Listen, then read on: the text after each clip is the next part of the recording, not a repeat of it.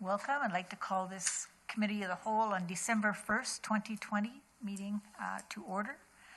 And I'd like to welcome a few guests, Mike Simpson from the Fraser Basin Council, Charlie Henderson, our Superintendent of Public Works, Kevin Vilak, our water guy, the Chief Plant Operator, and the rest of us. We also have Patrick Farmer on his way here soon from Flinroe. So we have adoption of the minutes, 2.1 from minutes held on November 17th, 2020. I need a mover and a seconder.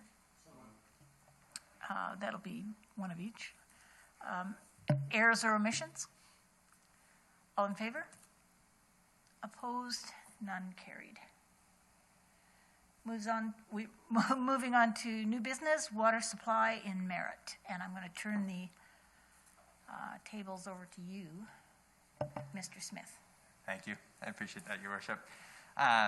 Really looking forward to having the opportunity to talk with Council today about Merritt's water supply. I know that this is something that has been top of mind for Council as well as the public, as we've had watering restrictions now for 2 years running, where we've gotten to kind of the highest level of water restrictions. And so we understand as staff that this is something that is of the utmost importance, and it's something that we wanted to bring together the right people around the table. And I will say, while there's the folks that you have introduced here today, Mayor Brown, there are others who could and ultimately probably should be here. It didn't quite work because of the hybrid meeting environment. Really, representatives from the Nicola Watershed Governance Project, they're key stakeholders in this that should be part of this discussion. And so I would really encourage Council to think of this as a starting discussion on this topic, because there's further study for those that have kind of done a preliminary review of the PowerPoint. Further study is going to be required, and there's lots that we do know, but there's still lots that we don't know about our water supply. And so I think that this is going to be an important discussion for the coming years as well. So the purpose of this presentation, we've got 5 things that we're really trying to accomplish. And I want Council to feel really comfortable in asking questions as we go. I'll say that I'm going to be the general presenter, but there's going to be times when Charlie's going to pop in, Kevin's going to pop in. We're going to very much invite the same from Mike and Patrick as well, because recognizing while we are working to put all of this together, there's different areas of expertise and different studies that are happening in order to support what's happening with water in the Merritt area. So if you have particular questions, feel free to ask, and we collectively will figure out who the best person is to answer that question. But I do want you to feel comfortable asking as we go out. In particular, we'll kind of do it at the end of each slide if there are questions there. So we're going to review Merritt's water usage statistics. Big reason on that is we hear, at least I hear staff, and I'm guessing that Council also hears, we use way too much water. Why is there so much water? Where is it going? The leaky pipes. These are all things that we have heard from, for a very long time. So I wanted to talk about where we are at with kind of raw numbers on water usage statistics.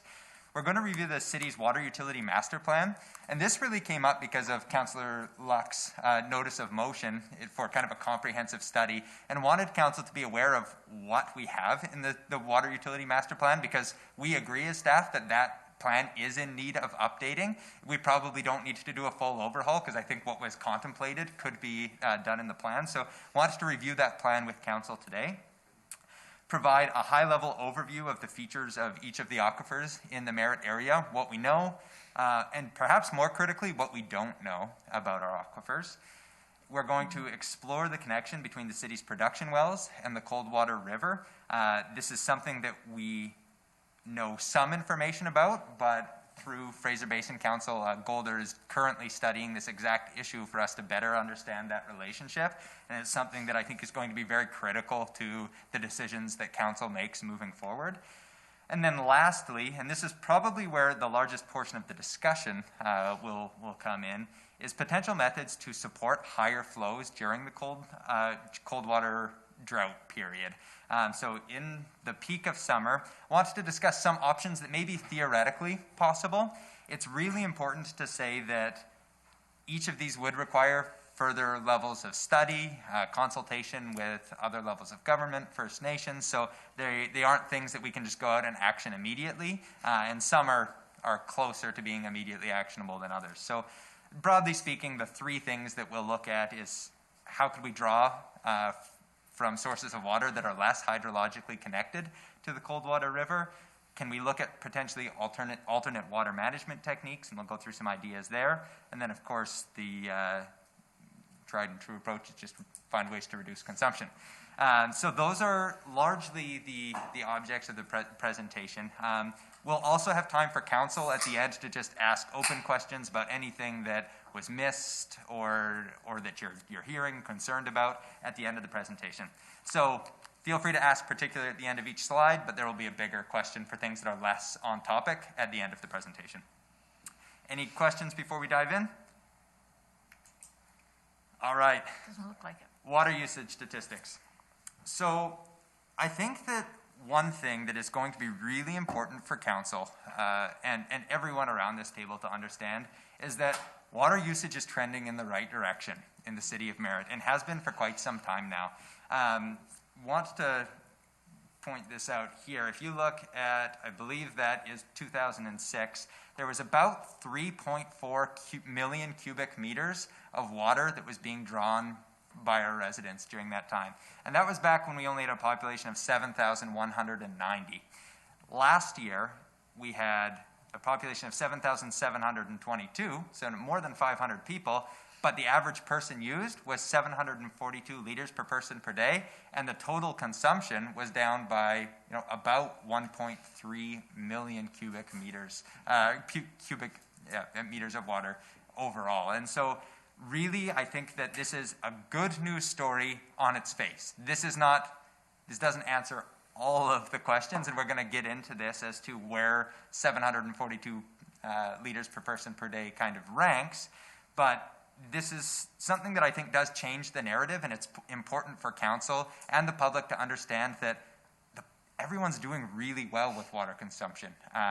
This isn't something that we need to beat over people's heads to quite the same degree, and I think that residents in the Nicola Valley are changing their consumption habits, and it's resulting in positive things for the aquifer generally. So I will move on to the next one unless there are any specific questions about kind of the historic data. No, doesn't seem to be any questions. Okay. One thing I will point out is what you'll notice right off the hop. So 2019 was probably the most major water restriction year that we had in kind of recent history. 2016 was also a fairly major water restriction year. So you're going to find that your troughs tend to fall when we have high levels of water restrictions in place, which is something that I really think is kind of a good news story. It shows that the water restrictions are working. We want to resolve the situation so that hopefully we won't need such severe water restrictions in the future. But if they are necessary, it's good to see that when we implement them, they work. Councillor Locke. Thank you, Mayor. Just one question. This 742 liters per person per day, is that net of industry, or is that an average across the whole usage within the city? Just so I have a better understanding of that. That's a really good question. That includes residential, industrial, and commercial uses. So that is the per person, that includes everything that's happening in the city, including like city uses. When we go water our parks, when we are, we have to operate the wastewater treatment plant and things like that. There's things that have nothing to do with residential consumption that fall in to that particular figure. So we'll actually talk a little bit more about that right here. So what I wanted to do is discuss... We're not finished yet. Oh, please, sorry. Councillor Christopherson. Just a quick question. Yep. We've had some mill closures at that time. Were the mills hard users of water, or not significant? The answer is yes, but to give you an idea as to... They use a lot of water, but in the overall picture, it's pretty minimal. So I think Aspen Planers was shy of 20,000 cubic meters. So 20,000 when you're looking at a 2 point some odd million over the course of a year, it's there's a lot of water being used, but a lot of water is a relative So it's not a quantity. significant part of this. Yeah, the mill closures, I'm not going to say it won't register, but small thing. So you guys are aware, and we will talk about this. And I have another question. Yes, please. In terms of water restrictions, you mentioned 2016, 2019, but we've had many years in between where we've had, and even beforehand that we've had water restrictions. Yeah, really good question. So let's take 2018 as an example. Council always implements base level water restrictions by way of policy. So every year we have water restrictions that kick in during our summer months. Those water restrictions are 3 times watering per week, and it is a rotating schedule whether you're an odd or an even numbered household. And so we always have those base level water restrictions, but we quite often don't get to the point where we need to put in heavy, like I think 2018 we got as low as 2 days per week, but in 2019 we got to none. Like we're asking people not to water. And so similarly, we had that for a much shorter period in 2020 as well. And you'll see, while not quite as low as 2019, 2020, we are on pace for another low year for water consumption. Again, it'll be probably looking something a little bit closer to the numbers that happened in 2016, but it doesn't change the fact that consumption has markedly reduced, and it is definitely correlated with the more stringent watering restrictions. 3 per day, that might not actually be doing a whole lot to curtail. I think that 3 per day, 3 per week. 3 per week, sorry. 3 per week is something that I don't know how much people would do it if they were completely unfettered, but it may not be a whole lot more than 3 per week anyways. And so it's difficult to say the exact extent of watering restrictions. Do we know when we brought those in? Do you know the date of that policy, Greg? I want to say it was, somewhere between 2013 and 2017 is when. Okay. 2013 seems. But I don't know the answer. Please don't quote me on that, Your Worship. Okay. Are we ready to move to the next? I think so. Okay. So this 742 liters per person per day, again, that does include residential, industrial, and commercial uses. We've been doing some work on the city sides to really be able to get a clear picture for what the commercial and industrial component is, because thankfully those services are metered, so we can be able to get a fairly good understanding of what the use is there, and then by virtue of whatever that is, subtracting it from the whole system use, and we can figure out basically what the residential component is. So to give you an idea, approximately 27 to 30% of our water use comes from commercial and industrial sources. So we're about 70% industrial and about 30% commercial industrial. 70% residential. I don't know if I said that. 70 residential, 30% commercial industrial. So our metered sources are roughly 30%. We will compile that and get some more specific information to council, but we're just working out a couple of anomalies in our own data before we do that. So the BC average in that same category is 503 liters per person per day, and Canada average is 427 liters per person per day. So significantly lower than what we have here in Merritt. But I really do think it's important to understand the underlying reasons for that, and that's part of what this presentation is going to discuss. As well, you'll see a table that comes right from our Water Utility Master Plan. Huge caveat on this. This is old data. Don't look to this as being something that is current or up to date.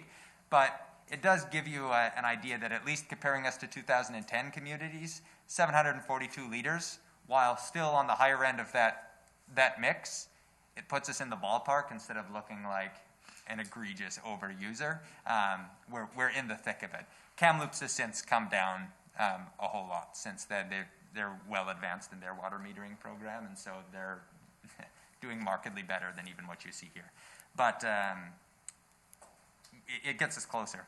So that brings us to the next question: is even with these significant reductions that we've seen, going from over 1,300 liters per person down to 742, why are we still higher than the BC and Canada averages? And I've referenced here a paper that comes from Statistics Canada on domestic water use. This is, I'm going to again put a caveat. This is old data, so don't trust the specific numbers. What I want you to do is understand that this is setting out a general theme or a trend for water use. And what the findings of this paper were is that in larger urban centers, you can see here on these ones, the bigger cities, water use tends to be significantly lower, and that is also where most of the population is. Whereas when you get out into more rural centers, you have higher water use.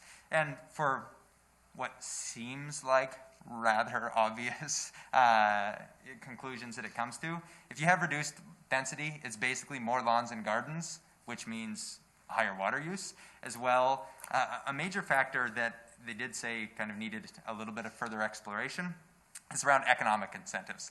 So first off, rural communities tend to be less likely to have water metering programs, which is one of the key ways to reduce water consumption. As well, where there were water metering programs, they tended to have lower rates charged for their water than urban centers.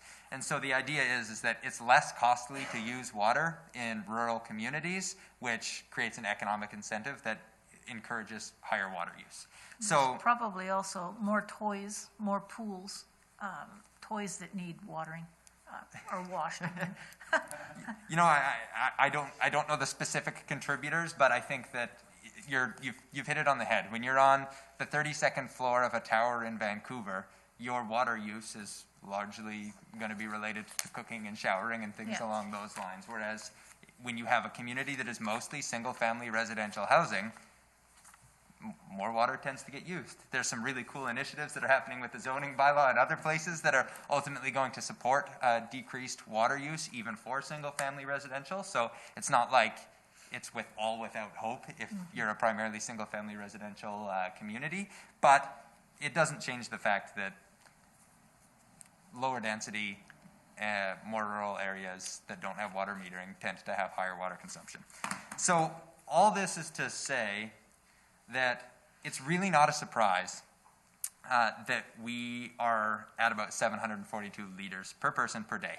I think given the fact that we are a low-density community and we don't have a water metering program, I actually think that's probably at or near the expectation of our community. I also think that 742 liters per person per day should probably be seen as close to the minimum achievable until there is a shift in something. Most obviously would be a shift in implementing a residential water metering program. Or potentially just increased density has the potential to drive that number down as Merritt grows. But I would think that with the significance of the water restrictions that were imposed in 2019, I would look at 742 liters per day as being close to the floor of what we are likely going to accomplish unless there's some change in program. Any questions there? Anybody have questions for Mr. Smith? Oh, Councillor Luck, do you have a question? Yeah, I just got an email here that says somebody does, are we online tonight? Somebody has sent an email out Mr. saying Lois? this is a hidden meeting and it's not being. So, as you know, this is being held under the new ministerial order, which allows you to meet in public, but without the residents present. We are currently recording this meeting. It appears that there's a problem with the internet stream, which we're not entirely sure why. I can tell you that the file that we're saving to locally is definitely increasing in size and being written to, so if nothing else, we'll put it on the city's YouTube channel in the morning. Oh, okay. But I do apologize if there's a technical problem with our meeting streamer provider. And I would suggest that anybody that has questions, feel free to contact either myself or Mr. Smith with those questions, and we'll have them answered as soon as we possibly can. Right. Well, that was it, yes. Okay, good.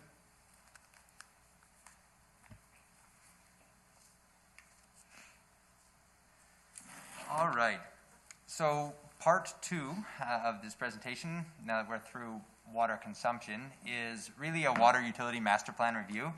I've hyperlinked a few other documents in here if council chooses to review them, because I think that they're really important to our overall water system and understanding why certain decisions are made, why certain have been made. But in addition to the Water Utility Master Plan, which we'll go into in detail, the Source Water Assessment and Protection Plan, which really grew out of a 2002 Aquifer Protection Plan that the city had prepared.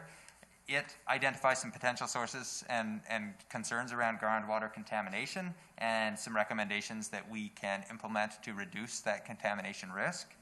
As well, we have the 2019 Community Water System Report, which is something that Kevin puts out every year and sets out some excellent kind of current water statistics and where we're at. So if you're looking for just a high-level overview of our system generally, these three documents will give you a fairly good picture without getting too technically complex or academic. So a little bit of an overview of this master plan. I apologize for the small font. The reason I included this background paragraph is I really thought that it was clear in saying that this is almost exactly what Councillor Luck was asking for in the notice of motion. The objective of this plan is to assess the existing water systems in terms of its capacity to meet current requirements and the city's OCP future development plans for the next 20 years. It also provides recommendations for necessary upgrades in order to meet those requirements based on the established level of service. The main system components that the study covers are source supply, source quality, storage, and fire protection. So it is the holistic water utility document that really sets out where we are and where we need to go in relation to water usage generally. So we're going to dive into a fairly high level of detail with this plan, the findings that it comes to, an overview of our system, well capacities, and again, I'm mostly going to lean on Charlie and Kevin as kind of the more technical experts in this particular plan. So with that, Charlie, why don't you take us away with an overview? If you want a laser pointer, you got that guy there. Okay. Thank you, Mayor and Council, and thank you, Sean. We'll kind of go through what we have for reservoirs, what we have for pumps. Very simple way of how I memorize it is 5 and 5. So we have 5 reservoirs, 5 pumps. However, we only have ownership of 4 reservoirs. The 5th one would be the active mountain. So when We don't own Active Mountain? Pardon me? We don't own Active Mountain We Reservoir? do not own Not currently. the reservoir or the pump house. Okay. Laser, there we go. It's all right. Aha. So there is 2 of our main pumps in Boat Park, Boat 1 and 2. We have one in Collettville, one at Fairley, and the Ken Guard as well. For storage, the Grimmett Reservoir, which is the one that basically controls the pumps, as well as Nicola Reservoir, Grandview Reservoir, Grimmett Reservoir, Nicola Reservoir, active mountain as well. And then we have 3 pressure zones that are included in that. So pressure zones are based on the elevation that they are set from sea level. So we currently have 3. They go by TWL, which is top water line. And 3 of those reservoirs is the Nicola, the Grimmett, and then, I'm sorry, I'm missing one. And balancing, thank you, Kev. As well as the Grandview Reservoir it's on its own pressure system. And that's coming in at 745 meters above sea level, where the first 3 that I mentioned are at 680 meters above sea level. Active Mountain is on its own at 747 meters above sea level. So that's basically our system in an overview. Any questions for Mr. Henderson? Surely to goodness we have to find something for him. Oh, you're going to have lots to talk about. I'm not worried if you don't get it here. Okay. Thank you. Just one question there. Yeah, oh, Just wanted, this southeast reservoir here, Charlie. So that's what we call the balancing reservoir. Oh, that's as a well. balancing- Yeah, oh, that's pardon the me. I should have clarified that. No, that's okay, thank you. okay. We're done. Well, for questions, Okay, for this one. so, very similar looking. Red is age of infrastructure. So unfortunately, the city has aging infrastructure, which we are all aware of. So from that, the red indicates 1960 to 1970 infrastructure. However, this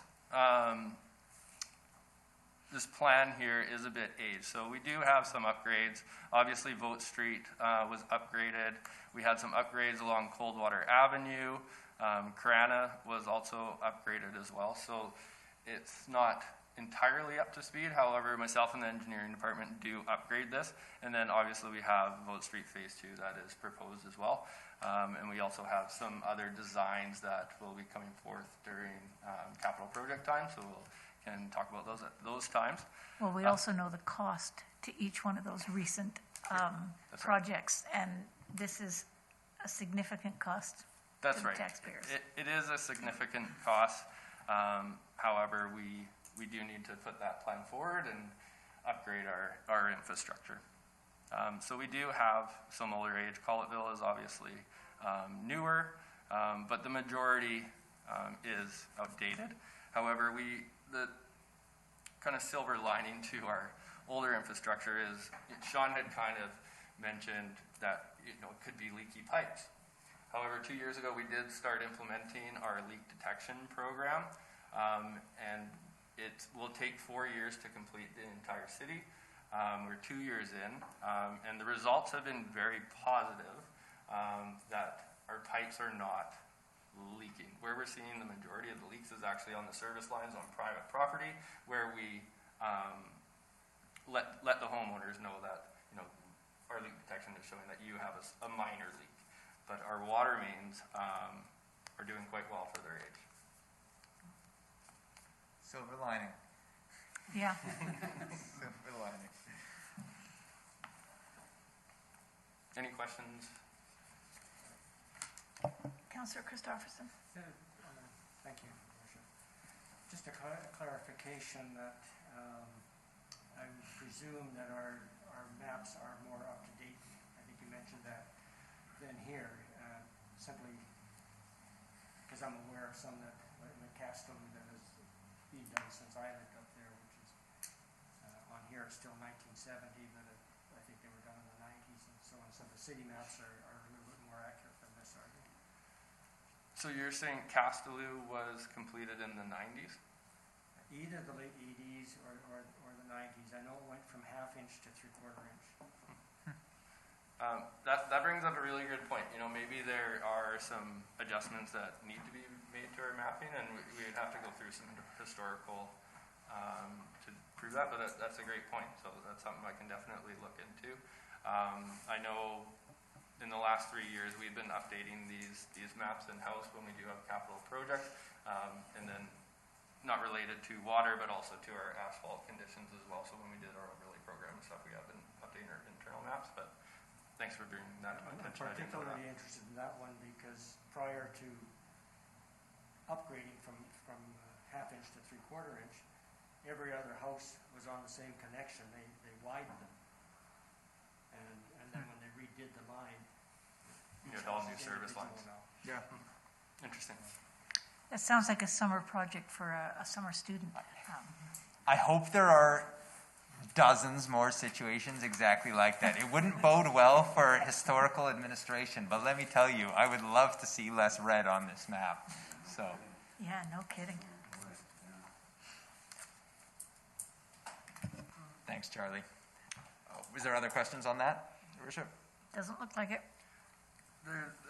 Sorry, if I may just, there's one item I didn't mention, and that was getting back to kind of our capacity as well.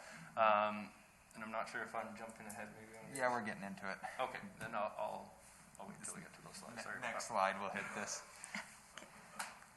So this is slightly different than what you guys had in your package because we've been at work, literally busily testing in kind of real time a little bit of our pump rates. So on the left, you see what is our production capacity from each well. Theoretical capacity for Vote Park is 106, Vote Park 2 is 83, Fairley is 76, Collettville is 56, and Kengard is 50 for a total well capacity of 371 liters per second. This also goes through well depths that gives you an idea as to where each of these fall within the aquifers. The first 4 on that list are in the Upper Merritt aquifer, what's sometimes referred to as the shallow aquifer, and the Kengard well at a depth of 135 meters is in the Lower Merritt or deep aquifer. What I really want to let council know is that these are theoretical capacities, and they are achievable if you turn one well on at a time. Kengard will, or Vote Park number 1 will meet or exceed 106 liters per second. You turn that off, you do the same thing with Vote Park 2, we can meet these capacities. In fact, we actually have closer to about 396 liters per second when you just turn them all on and then add them up. The problem is that for reasons that Kevin is going to explain if I need to, if you turn them all on at the same time, you don't get those rates. And so a lot of the analysis that they use in this report, I will say, and we've talked about it as a team, we think is fundamentally flawed. In that we don't actually have 371 liters per second of capacity because we've literally turned on all of our wells to see what happens. And that number is closer to 313 liters per second if Kengard is running. But because of changes in health regulations for the maximum allowable concentration for manganese, we are limited in our ability to utilize Kengard well. And so to give council I think the clearest possible picture, the current scenario, it's not that we can't use Kengard well at all. We need to turn it on in order to make sure that the system stays functioning. That flushing is important. But functionally, it's important to understand what you have without Kengard currently, and that number is closer to 276 liters per second. So understand that in real terms, there's about a 95 liter per second shortfall versus what we purport to have in the plan.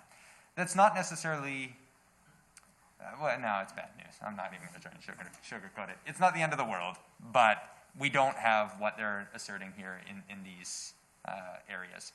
So That's our capacity. So what do we use? you're going to, there's a very logical flow here.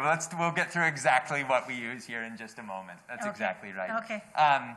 The short of it is our average daily demand currently is 85 liters per second is what we need. So we have plenty capacity to serve average. Last year's maximum daily demand was 172 liters per second. So we've got quite a bit of capacity with our current system at the existing consumption levels coupled with our current population. There is going to be a point here where we're going to hit a trigger where the kind of conclusions in this master plan become a little bit tenuous at best, or maybe outright false in the 14,496 population scenario, where we're going to need additional well capacity before that time, and I think that's part of the reason why we want to go for some further study here. So the other thing that I will say is this is looking at your capacity to be able to draw from the aquifer. We've never had to pull from the aquifer at 276 liters per second over a long period of time. So I will say that there's probably some further work that needs to be done to be able to figure out and understand aquifer drawdown impacts as well. So while we have the capacity to pump that much water, sure, we can do it in the short run, but I think that we need to really understand the long-term impacts of drawing that level of water were it ever required. So we will move on. I'm going to have Kevin talk about water quality, because the minute we're talking about milligrams per liter of sodium carbonate and manganese concentrations, I'm outside of my depth. So Kev, I'm passing this to you. Thank you, Sean. Good evening, Mayor, Council. Thank you. So with our water quality here, on hardness anyway, Our average hardness within the shallow aquifer, based on a 5-year average, is 179 milligrams per liter. The Canadian Drinking Water Guidelines do not have any aesthetic levels or maximum levels for hardness, but they do recommend that a hardness between 80 milligrams per liter up to 100 milligrams per liter is ideal due to corrosion and scaling within your piping system. So when you have a really hard water, as we're not really hard within our system, our blended average is 213 milligrams per liter, so we're in the middle of the range as far as hardness goes. But with that, you do notice it when you shower around town. You see the whiteness forms on your shower heads, or if you boil some water, you'll see it within the pot, some white scaling and that kind of thing. And if you were to go the other direction, on the low side of the hardness, well, then you're going to cause corrosion within your pipes, and it'll actually pull material away from your pipes, just the way it works. So on the shallow aquifer, we're good in that sense, but when we add CanGuard into the mix, CanGuard's 5-year average is 454 milligrams per liter, which is considerably hard. When we blend it down, that's what brings up. So when we mix CanGuard's water with our shallow wells, that's what brings our average up to 213, obviously. And then the other issue with CanGuard is our manganese issue. So it is now a maximum acceptable concentration of 0.12 on raw water. And CanGuard is pretty much right there every time we sample it. It's either 0.119 or it's 0.120 or 121. We're right on the tipping point as far as our MAC is concerned with Health Canada. When we blend CanGuard's water within our shallow aquifer water, within the system, we're typically below 0.02 on the aesthetic objective. And the neat thing with the aesthetic objective, that's the point at which the manganese really reacts with the chlorine residual in the water and tends to drop out and cause the staining of pipes and the colored water that we see and have complaints with. So it's kind of unique in that sense with how those numbers are arrived. And there's also some health aspects with it too, with the young kids and some elderly when you're in the higher ranges.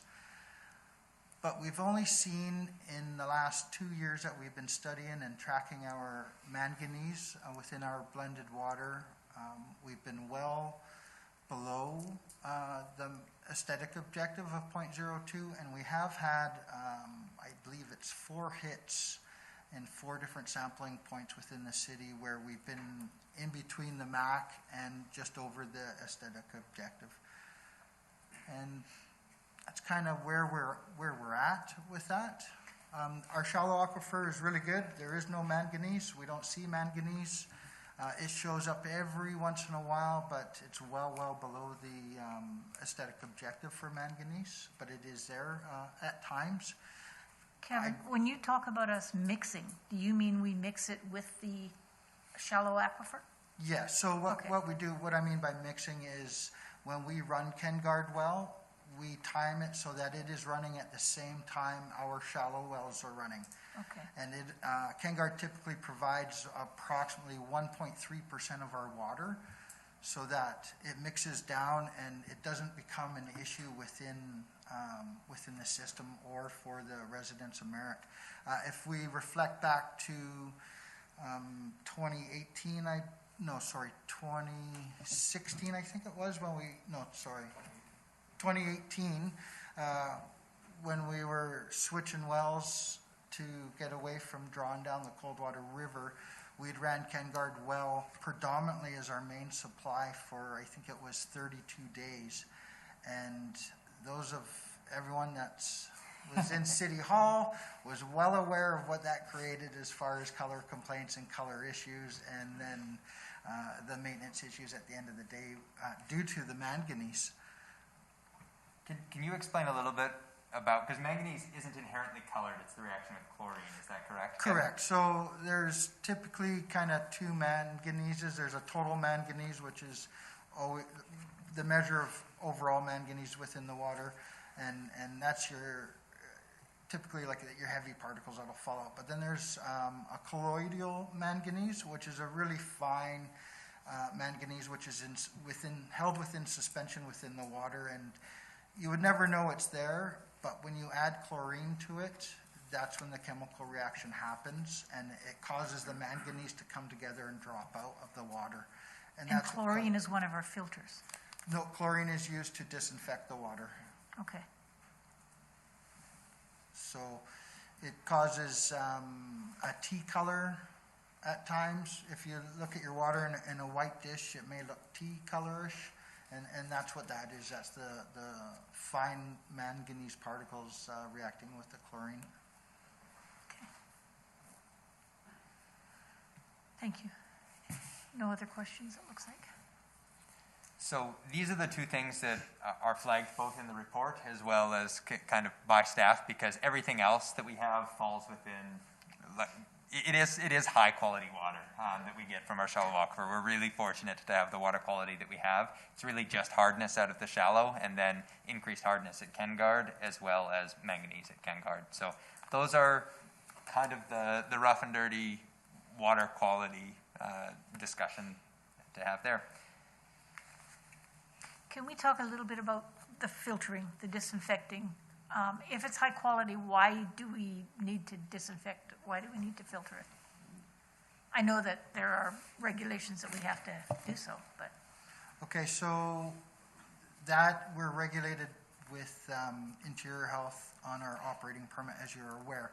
And the reason why they do that is our shallow wells are considered GARP, or GUDI was the old term for that. And what that is groundwater at risk of pathogens, or the old term was groundwater under direct influence of surface waters, meaning if we have a contaminant, a pathogenic contaminant on the surface water or within the surface water, there's a direct connection to those shallow wells, and the potential for those pathogens to get into our drinking water is quite high.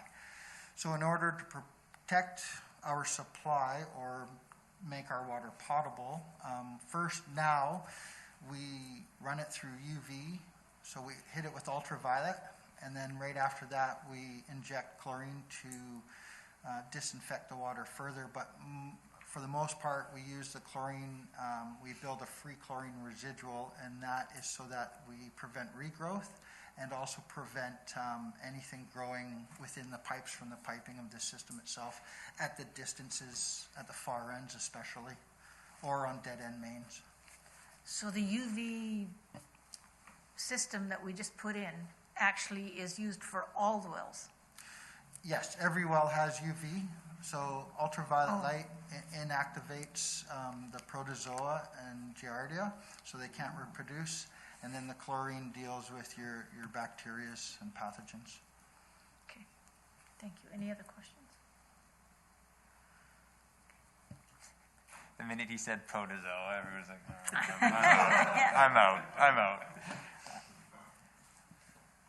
Yeah. Sorry, okay. Councillor Luck. Just a bit of an example of that. When I lived in Abbotsford, about 26 years, and they had to convert over from their wells to Norrish Creek, because what's happened is there was so much manure that was spread on the fields over there, it was seeping through and hitting your groundwater, so they had to shut down the wells and move it. So that helps you maybe understand a little bit more what they're talking about. It seeps down in there and pollutes the aquifer. It was kind of a sad thing, but just the manure that they spread out in the fields, right, leached down in there. That was one well in particular. I'm well aware of that. You're well aware of that one? Yeah. So they had to switch. That's been a case study within a few conferences I've been at. Oh, is that right? There you go. What not to do stories. What not to do yourself. All right. Any other questions on that, Your Worship? No, I think we're good to go, move forward. Charlie, you want to take us away on storage? A little bit more on this? Oh, sorry. Mr. Henderson. Thank you, Your Worship and Council. So we'll just go through some capacity numbers. When you see the ML, that's the megaliter, so 1 million liters into 1 megaliter, if that makes sense. Our Grimmett Reservoir at 4.55, our Nicola at 0.67, Grandview Heights at 0.55, our Southeast or Balancing Reservoir at 2.27, and Active Mountain at 2.28, which is not online with our water system. So that brings a total for 10.32 megaliters. And then Kevin is the lucky man that controls all of this. He's very well versed with this system, so this is our SCADA system. So at the Public Works yard in Kevin's office, Kevin has the ability to basically monitor all pumps, turn them on at any given time, whether it be a single pump or all pumps, which we've been going through some trial periods to get our pumping capacity perfect. And then once it's down to 80%, they turn on, and Kevin brings them up to 96% to make sure that everybody has good drinking water. And that also creates some turnover in our reservoirs so that nothing is stagnant or sitting in one spot. Councillor Christopherson. Just a quick question regarding Active Mountain Reservoir. Did I understand that that isn't a city, that's outside of the city? You're correct. It's inside the city. It's inside the city. It is currently not a city-owned operator, and it's We don't own it. It is not an asset of the city. Okay, so when Active Mountain sees further residential development, that's a time when we would work with those developers to bring that in-house as city infrastructure. basically it shouldn't be included in these figures. It was included in the it's a master possible- plan. Yeah, so it was included in the master plan, which was adopted in 2012, I believe. So it still hasn't been brought into the city's infrastructure. However, it was listed in the master plan, so we will speak to it. Okay, thank you. Okay. Very good. All right, so we're going to dive into some supply analysis now under 3 different figures. We're going to do, I'm going to say current population, which isn't accurate. This was the population in 2010 when these numbers were run at the 1,100 liters per person per day. So this was the analysis that was done in the master plan. We're going to point out some of the things that are potentially problematic with this analysis when you're applying current numbers, because of course, on a good note, our consumption per person is significantly down from that time, but we also don't have the pumping capacities that are asserted here. So I will say that we haven't rigidly done this math, but I'm just going to give you a couple signals that you should look at and tell you what you're seeing when you look at these. So each of these bars up top, and this is going to be the same from figure to figure, it shows the pumping capacity of each well, and then it has the total production. And then what it does is it has a total production with the largest well out of service number. So it's just saying, what would happen if Vote Park 1 was out of service? How would we operate and provide water to the city? So this figure, ADD, is not attention deficit. It is average daily demand. And MDD is your maximum daily demand. So as you said here, the average daily demand when they did this in 2010 was 92.8. We're now running 85 as our average daily demand. And then maximum daily demand, they had at 213.9. We are running at 172.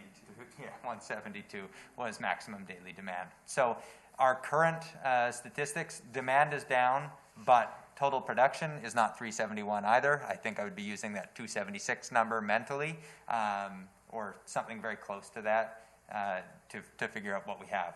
So looking at the current supply, what they do is they take total production, which is their 371. Here I'm just going to ask you to think of 100 less, even go 271, minus the average daily demand. They had 279, so they're saying we easily met average daily demand. It really wasn't even close, and that's still true even with 100 reduced liters per second pumping capacity. With your largest well out of service, can still easily meet the average daily demand, and maximum daily demand can still be sufficiently met. Even with 100 less pumping capacity, we have no problems meeting maximum daily demand. What I want to point out is that total production minus maximum daily demand, they found that the current population was 51.6 liters of excess capacity. So taking that into account right now, if our largest well was out of service at the same time that we had peak demand, if we were using this 213.9 number, we wouldn't be able to meet that demand. In fact, because this maximum daily demand is really only 172, and our total production is 95 less than that, we would basically be right on par with meeting our maximum daily demand if our largest well was out of service currently. So we've got quite a bit of redundancy in place. Our largest well could go out, and we would still be able to meet the very maximum demand at our current population. So not a bad news story, but the further you get down the line here with population counts, it gets less. Yeah, there's more concern.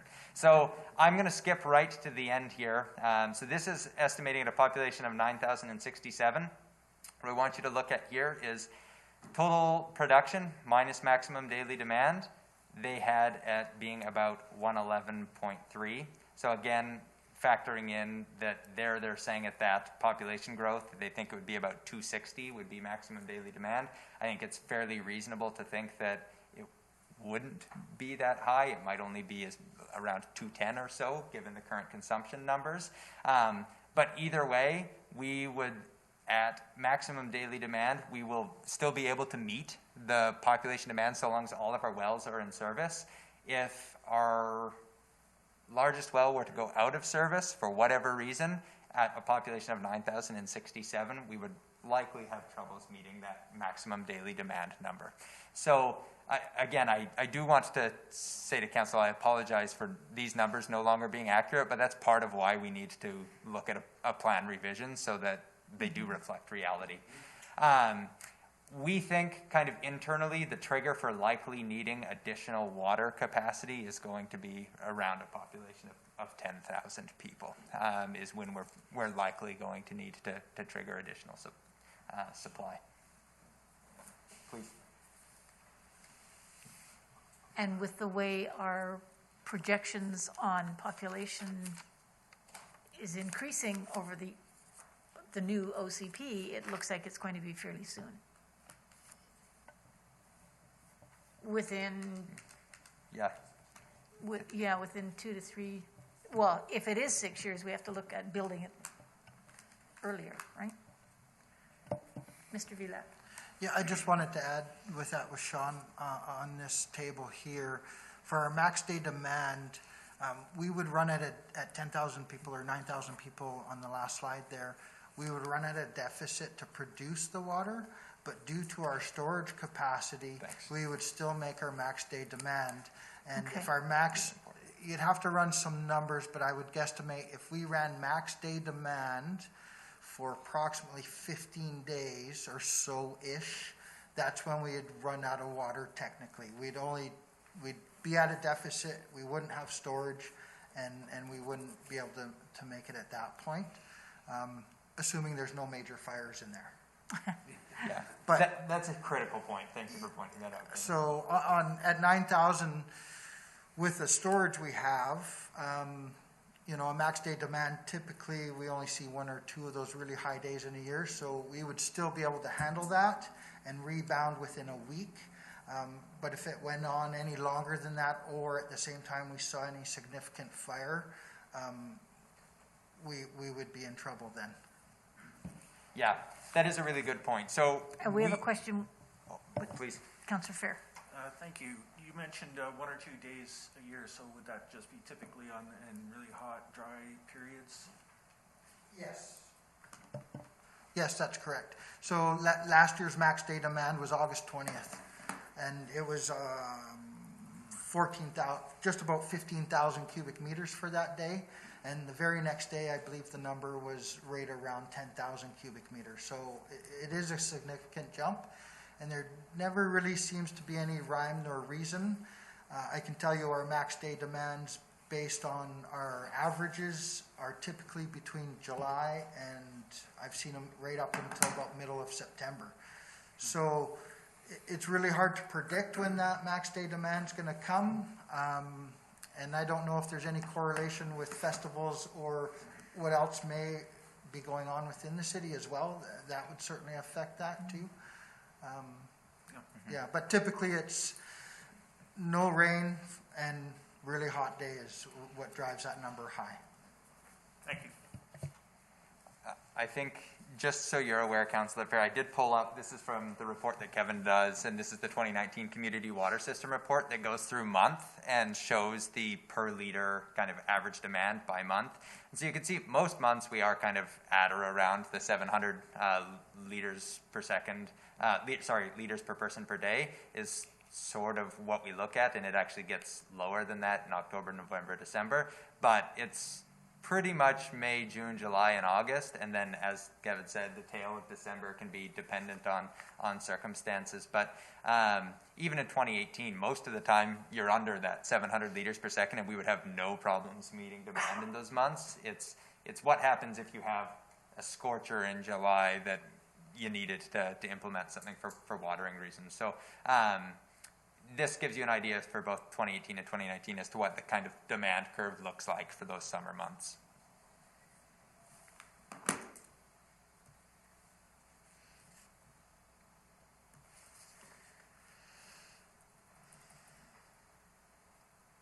So the last thing, and this is when even with the current example, we didn't pass every single test. So this is a model where they forecasted a population of 14,496, and they had a 20% reduction in water use, so down to 880 liters per person per day. So in this scenario, what they found is that our existing capacity minus the maximum daily demand would be, we would only have 50.8 liters of excess capacity. Again, if we were to apply the reductions that we're seeing right now, because we're still below 880, but not as much as it was below the 740. So maximum daily demand in this scenario might be closer to about 300 with the current liters per person per day rates that we're seeing. But even in that case, we would not be able to meet the maximum daily demand. But as Kevin said, we would probably be in an okay position because of balancing, so long as all of the wells are on. If everything's functional, there isn't anything that goes down for contamination, we could manage with this population, barring an extremely critical situation. The problem is what happens if you do run into an issue where one of those wells goes down. It needs servicing right in the critical peak. Let me tell you, that would be a really rushed job getting that work done. It would be all hands on deck trying to make sure that we're able to keep the water system afloat. So when we talk about having enough water, our existing pumping capacity is in a pretty good position for our current population.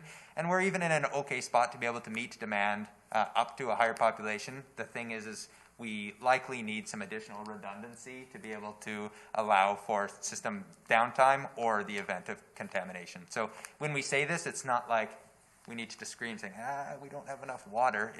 It's that everything needs to go right in order to be able to supply that water. Your Worship, am I allowed to ask a question? Yes. Yes, please.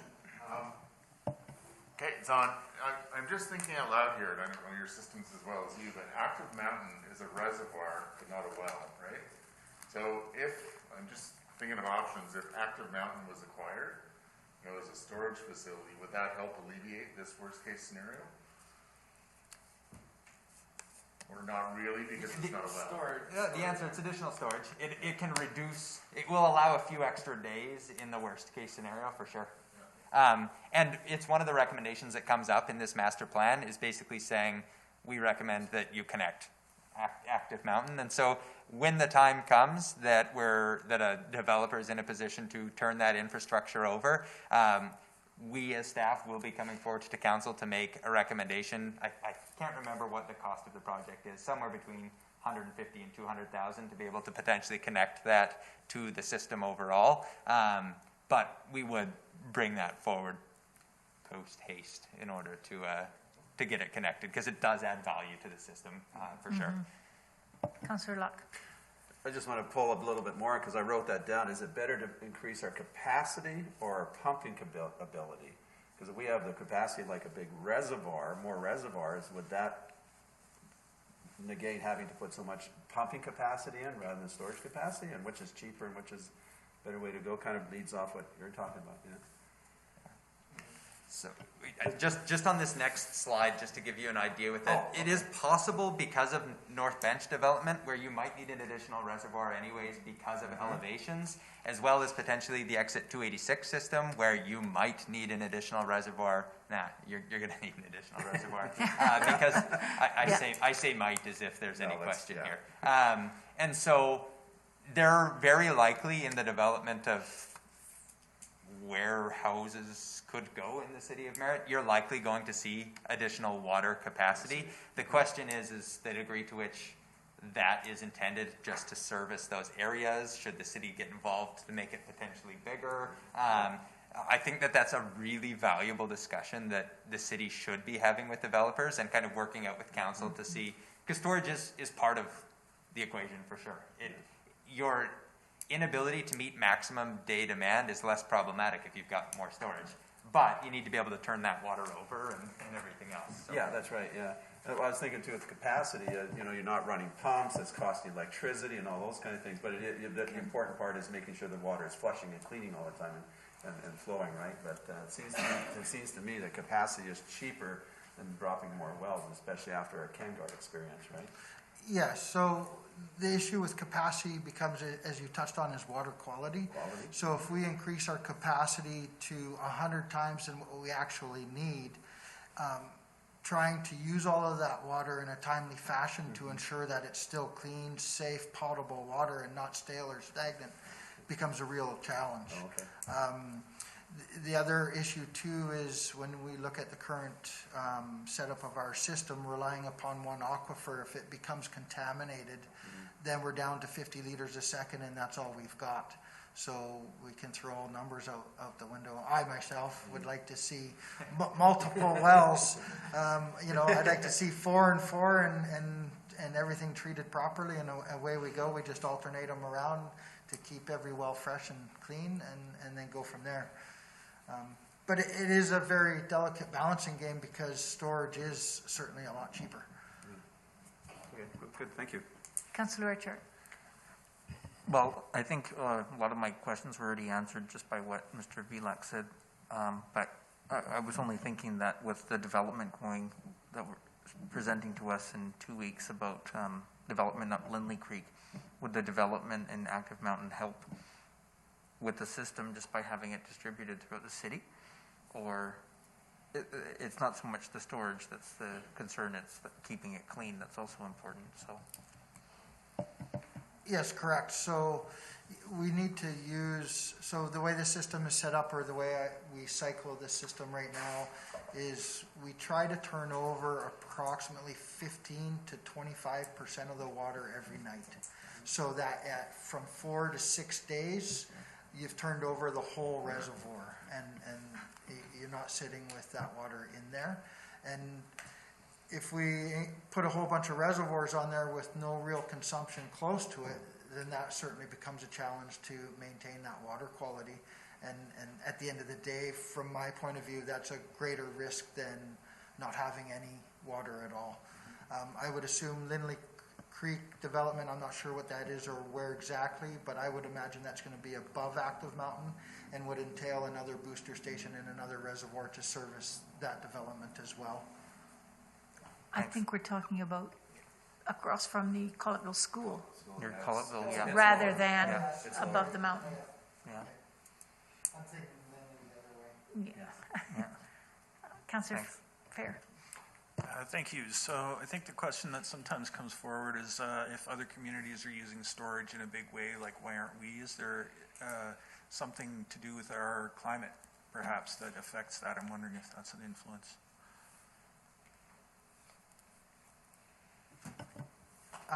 It's hard to really answer that question in a sense as far as storage, but typically, if we look at, say, Vancouver and the metropolitan down there, their storage is lakes, freshwater lakes. So they rely upon the snowpack and the rain, which fills huge reservoirs, which are huge lakes. So when the demand comes up, it's easy for them. They just run it through their surface water treatment plant and fire up the pumps and open a valve and let it go. When you look at, say, Vernon, they run on a reservoir system like us, and again, they're not over reservoired. They're still run on a system similar to us and sequence their storage that way. So where their storage is, it meets the demand of their developments, but they're not over storage because they'd run into the same thing, their water quality. Stagnation. Kamloops has a similar situation. They have lots of storage in the sense that they're drawn off the river, so the storage is above them, but they do have reservoirs built within their system and rechlorination stations to keep their chlorine up and store their water up on the hills and get it to them. Kelowna is similar too, even though they have the lake there to do that. But those reservoirs are there for the development and the people as usage, not necessarily storage for usage at a later date, if that makes sense. Yeah, that's very helpful. Thanks. Quite a balancing act. Yeah, and when, Kevin, please do correct me if I'm wrong, but when you're pulling directly from surface water, it's one of the reasons why this report recommended UV disinfection facilities. That has now happened since 2012, which is excellent. But when you're pulling directly from surface water, it's like the highest standard of treatment that's required. Interior health, like you look at a Kamloops system, it is incredible the amount of treatment that water undergoes before it gets to the end user. Here we are definitely under the influence of surface water. I didn't actually know that there was a new acronym, so I've always been using GUDI. But so we have still high standards, but they're reduced from the direct surface water pull, whereas something like KenGuard, which arguably is not under the direct influence of surface water, would have reduced standards for treatment ultimately. So. But then we've got the manganese Yeah, problem. you've got other problems. Yeah. But even then, I don't want to say that too much because it's possible as we learn more about KenGuard well that connection may end up being further established. Any other questions? Okay. None so far. So overall, the conclusions in this plan, and we're going to talk about some of the deficiencies with the plan here on the next slide, but the conclusions are that at that population, we didn't need additional capacity to meet daily demand. We're again going to talk about there's some risks with that conclusion. In particular, we've got overstated supply, and I do think it underemphasizes the importance of redundancy generally. Storage, they found that when they were including the active mountain reservoir, they found that we had sufficient storage to support a population of 14,496. The problem being here that we recognize that there's likely going to be additional storage added in the form of reservoirs that would support future development. So we're probably in a good spot on the storage side in order to meet demand, but as you said earlier, perhaps there's a give and a take and a little bit of a balancing act with how we address water concerns in the valley. And then the major project was that UV disinfection facility, which has been, we've got those for each well now. So now what we want to talk about is the deficiencies with the plan. You've heard a lot about it today with overstated maximum well capacity. That is one of the primary concerns with the plan. But I think one of the things that we haven't yet gotten into, and it's going to be a focus of the second half of the night, is it really fails to consider the drought effects and the impacts on the Coldwater River. So it says you've got sufficient pumping capacity, you're good to go. It doesn't really look at what that pumping capacity would do to the Coldwater River, what it does to the Coldwater River. And so we really feel that this master plan needs to be updated to consider that and better understand it and implement what we now know from some of the more recent studies when those come through. And what kind of these two combined mean is, unless we find some alternatives for increasing cold water flows, but even if we do find alternatives, we likely are going to need to consider future water sources, even if it's just for the purpose of redundancy. We could probably meet supply with what we've got right now, but that additional trying to minimize contamination concern is the reason we probably do need to consider future water sources as the city grows. The big X factor to all of this is, I alluded to a 2002 Aquifer Protection Plan earlier in this meeting. The whole reason the city went and did KenGuard well was because of trying to address that contamination risk. They wanted to get a well that was not going to be in the same aquifer, get to a confined aquifer, so that you're not going to have that same risk. Really, KenGuard doesn't have the same risk. It is in a much better position that way, but it presented a whole bunch of other challenges that we're going to talk about here, that it's important that we don't just default to the well that we've already got. The answer may very well be to work with funding authorities to improve KenGuard, but I give Patrick a wink over there. But it might be that that KenGuard isn't the long-term answer, and we need to be really creative in thinking of solutions and how this can come forward. So during the budgeting process, we are going to be bringing in or building in budget to be able to update this master plan, because it's critical to what we're doing moving forward. So with that, now we get into the extra city experts over here. Part 3, we really want to talk about aquifers in the city of Merritt and what we have, because the general understanding of aquifers has changed quite a bit as study has happened.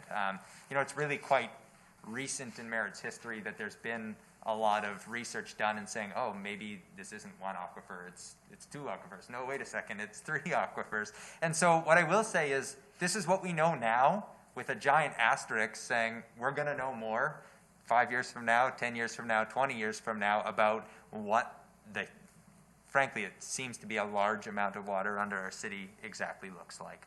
So there's a couple reports in particular, the Nicola Watershed Aquifer Classification and Mapping Report. That was done by Fraser Basin Council and put together by Golder. Similarly, this is Nicola Valley Project Phase 3, Part 2, hydrogeological modeling, which includes information for the Nicola Valley. And there's been a Part 1 report on Phase 1 report on the surface groundwater interactions that we'll get to a little bit later, and more information to come soon. So I'm going to provide a really high-level overview, and then you can ask questions to the people who are smarter than I in this area. This just gives you a rough map for the 3 aquifers that we have in the city of Merritt. So we're going to start with this kind of dark, or you're not going to be able to get a color. This band that is the largest of them is the Middle Merritt Aquifer. It has the greatest area of the 3, but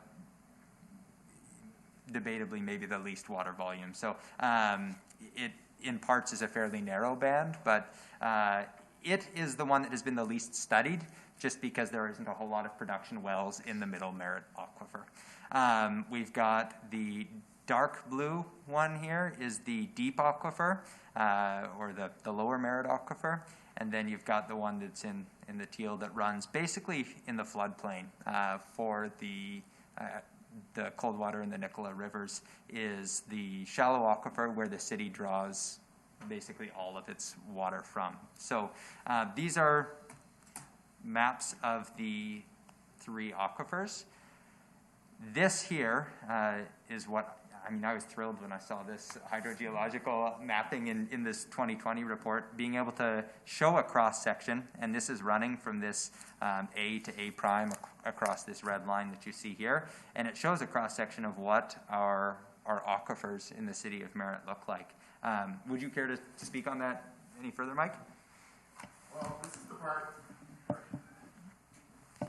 This is the part where I put out a caveat, like I told Sean, I'm not a groundwater expert, but our role at Fraser Basin Council has really been to convene funding, get everybody together and figure out, these complex situations. So we're convening these reports, but it's just been interesting, I think, over time, as Sean said, that, groundwater is kind of what I think of as like a voodoo science. It's underground, you can't see it. And with the funding and what we've been able to help coordinate over the last number of years, there's been like, I think, 13 additional aquifers in the Nicola Valley mapped within the last 10 years. And so, yeah, it's really, you ask the questions and then really understanding, what you don't know. So other than that, I can't add anything further to map. But a year and a bit ago, I think we convened like the Boulder people and some of Patrick's colleagues, the groundwater people. So, and I wasn't able to make that, but hopefully they were able to answer some of those questions in terms of the details. Perfect. Thank you much. So what this really shows is, again, go plus or minus with the meters that you see here, but you've got surface water, or the upper Merritt aquifer is a fairly thin band. The thing is that I would caution with this is because of where this is running, what we understand from previous studies is where the upper Merritt aquifer is deepest is sub-parallel to the Coldwater River, is where it kind of runs from 2 to 50 meters deep. So you can see that even on this line, when you get to about here, it's deeper near the Nicola. And one of the things that we are going to talk about when it comes to exploring potential production wells is there are very few wells that are in the surface aquifer or the upper Merritt aquifer nearer to the Nicola River. And so I think that there is the potential to do further study on that side. Middle Merritt is, again, one that has been less studied. We do know some, and we can dive into a little bit more detail than that later. And then Lower Merritt is like, there's a lot of water, we think, in the Lower Merritt aquifer. It's just, it got some treatment and extraction concerns that we would need to work with as well. We're going to talk about this in a moment also, but when Kengard Well was put in, the testing for various reasons ended up getting cut off, pumps stopping and things like that. So the full 21-day pump test, which is really important for understanding what the overall drawdown impacts on an aquifer are going to be, was not completed. And so the issue is that Kengard, as it stands right now, it sounds really easy to say there's a lot of water down there, let's ramp it up. And that might be the case, but until you know what the rate of recharge for that aquifer is and whether it would be able to sustain kind of that consistently higher level of pumping, it's not something where you can just drop down a bigger pump and say, let's get to it. Further study would need to be done because it didn't get done when the pump was installed. There are reasons for that I'm not necessarily hoping to get into today, but that's how it works. So some specific details, and for each of these, there's links to a whole bunch of different studies and fact sheets, and I'll just kind of pull one open so council can see what's in there. But the province has some really good data for each aquifer, being able to show, groundwater levels, long-term trends in the aquifer. It will go through some specific high-level features. It gives a mapping report that kind of references particular studies, what the ground is. So if you have more questions and really wanted to dive into it, there's some really good provincial resources that are available that we've hyperlinked into this report, should people want to explore that a little bit further. The key here is that it's about a 7 square kilometer aquifer, 2 to 50 meters in depth, depending on where you're looking at it. It is classified as a highly developed, high vulnerability aquifer. I recognize that there are residents that really feel that this is not accurate, but I can say that this is a classification that comes from, it's not the city classifying it, but the idea is that it's highly developed. There's a whole lot in the area above that aquifer, and it's very near to the surface. And so it's that there is, when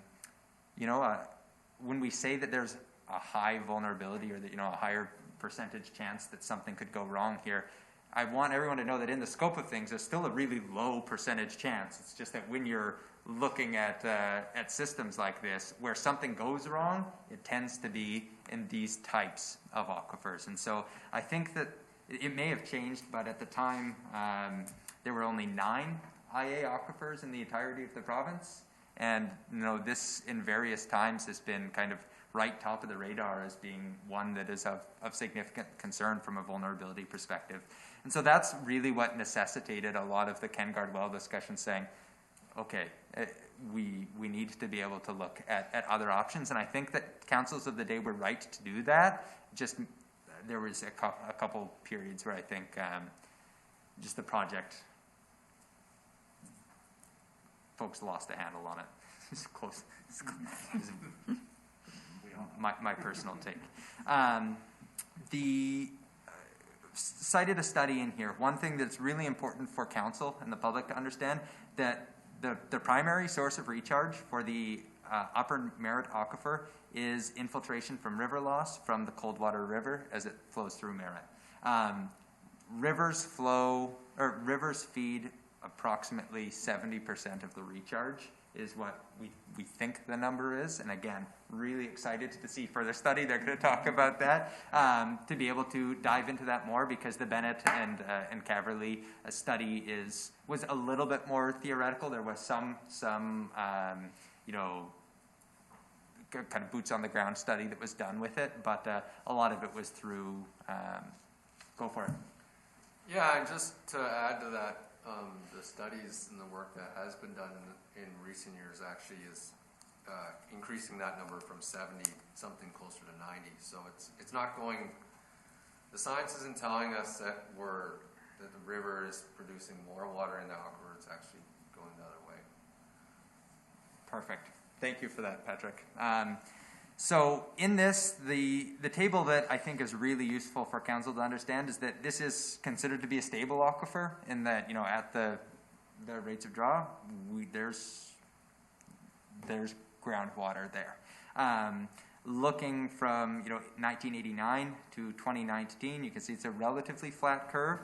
Debatably, there was a slow downward trend to about 2009, 2010, and it looks like we're kind of flattening or potentially even increasing since that time, which does correspond a little bit with our decreased water usage. But overall, I would be hesitant to draw too many conclusions, because charts and data are chaotic, and this is relatively stable. So a little bit about that aquifer.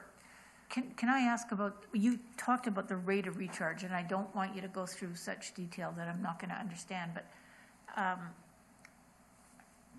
put it in terms that I can understand, that if... We do have slides really on that. simple. We'll talk Do you? about that particularly. Okay. So I promise we will answer that And question simple? as simple as Simple? possible. Thank you. Middle Merritt aquifer, this is the one that's largest by area, 13 kilometers squared. It is considered moderately developed and low vulnerability. The idea behind that is it's still considered to be a confined aquifer. I do indicate here that finding is a little bit uncertain. That's in part because when the city was doing its KenGuard well work, it did find that there seemed to be leakage from the upper aquifer into the middle aquifer, and from the middle aquifer into the deep aquifer. Just don't know enough about the extent of that. Is it only in that area, or what this looks like? So there is a little bit more information to better understand the connection between the aquifers, but either way, it is still classified as being lower vulnerability and a confined aquifer. So, but it probably is leaky confined, is what the kind of preliminary information suggests. Again, very few wells in this aquifer, so we just don't know that much about it. Do you guys have anything to add on that one? No, we're still, like Sean already said, we're learning about these other aquifers. We know quite a bit about the upper one, only because it does have a number of wells in it. That use has been going on for quite some time. Sean's showing graphs we have an observation well in it. But when we're talking about the middle one, there's much less use in that. Historically, water was not, groundwater wasn't licensed, so the province actually had a hard time tracking what, kind of use was coming out of those other two aquifers versus the cities is well documented because you guys have to supply your usage data and everything like that. So, but as we do more reports, we're learning more about it. Although you're still limited by the number of wells, because really that's what drives, as Mike said, voodoo science. I'll say evolving science is that So diplomatic. you need wells. Basically, those are your gleams into something that you can't see, touch, or feel. Right? Like literally, it's water that you don't know is there. And so the wells give you that kind of glimmer into what's going on below you. But yeah, we're still learning lots. So are you saying that's the difference between a registered water well and an active observation well? That one is registered? Yeah, no, that's Oh, okay. But registered wells are wells that the province know exist on the ground, and then you've got licensed wells, which is the okay. next step of it's a registered well plus it actually has a water license tied to it. We have very few of those in the Merritt area, just a handful. Okay, thank you. Any other questions? All right, we'll dive into Lower Merritt Aquifer. This one here is, I will say, it is really obvious when you start reading a little bit about the Lower Merritt Aquifer why people started looking this direction. It appears to be a confined aquifer. There's a whole lot of water down there. It kind of feels like the gold rush era. We're like, yeah, this is the place where we want to be, the Lower Merritt Aquifer. And yeah, it is lower vulnerability. There's some real advantages to that. And what it comes right down to is there's a fairly high cost of extraction. Manganese filtration isn't cheap. It's something that when we're going to probably have a part 2 to this to talk about potential solutions and then ultimately have you tell us to go do some further study on that front. But KenGuard it's deep. There is further study that needs to be done to be able to understand a little bit more about what we can pump, what volumes we can safely, I shouldn't say safely, but we can do while meeting recharge considerations. Filtration is a big one. Hardness, council would probably have to make some interesting decisions on because, again, no aesthetic or mandatory allowable concentration volumes, but that's pretty hard water, and you'd have to make some decisions on that front, and that would be additional filtration. We did look into it to see if the manganese filtration happened to get rid of some of that sodium bicarbonate. No luck. It doesn't work that way. So, some of these theoretical things that you go and explore, you realize this gets more costly all the time. As well, there's fairly heavy water use to be able to actually filter the water. So what ends up being processed by our sewage treatment plant, was it 680 was the estimate, cubic meters per day? Like, it's 25% of what the whole city of Merritt uses in order to have that well running, which has impacts on your existing infrastructure on the wastewater side to be able to direct that back, or you work with Interior Health to be able to look at other discharge options. So what I'm getting at is KenGuard well is and should be considered as something of an X factor that before it's seriously considered, further study about not only the aquifer itself, but the viability of that as a production well is really important to consider. So that's really where we're at with the Lower Merritt Aquifer for right now. Questions? No. Okay. This is what I ultimately see as being kind of the meat or the crux of this presentation is you need to understand a lot of these background factors to be able to say, why is it that we have water restrictions every year? Why do these come in? And so if you don't really get what our water system looks like, what our current usage looks like, what our aquifers and the state of those aquifers look like. It's really tough to understand the connection between our production and the Upper Merritt Aquifer, and then what we can potentially do about it. So I really think these are the most important things moving forward, but again, we may need further meetings and further discussion with other community partners like the Nicola Watershed Governance Project to be able to discuss how can we minimize the concerns of water use in the Nicola Valley and protect the Coldwater River. So these are a few excerpts from the groundwater surface water interactions within the City of Merritt final report. So the previously referenced study that I had mentioned prepared by the Ministry of Environment. And this is what spawned really some of the groundwater surface water work that's being done that Council has allocated funding for to be able to support.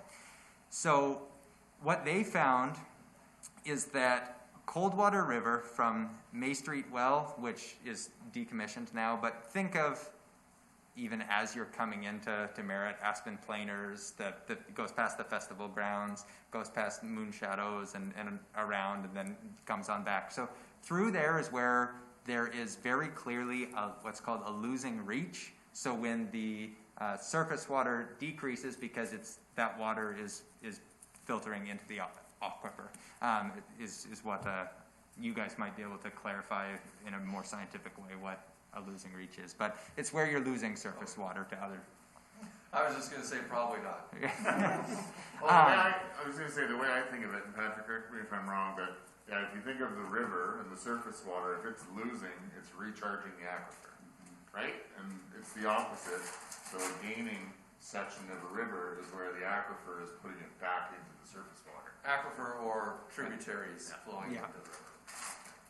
Perfect. And, sorry, one more complication. The way I like to think of this, because I'm not an expert too, is it's changing, 365 days throughout the year. Like, it's always different at different times, and, those different, it's referenced on here, the fish needs and things like that, like when the surface water gets really low.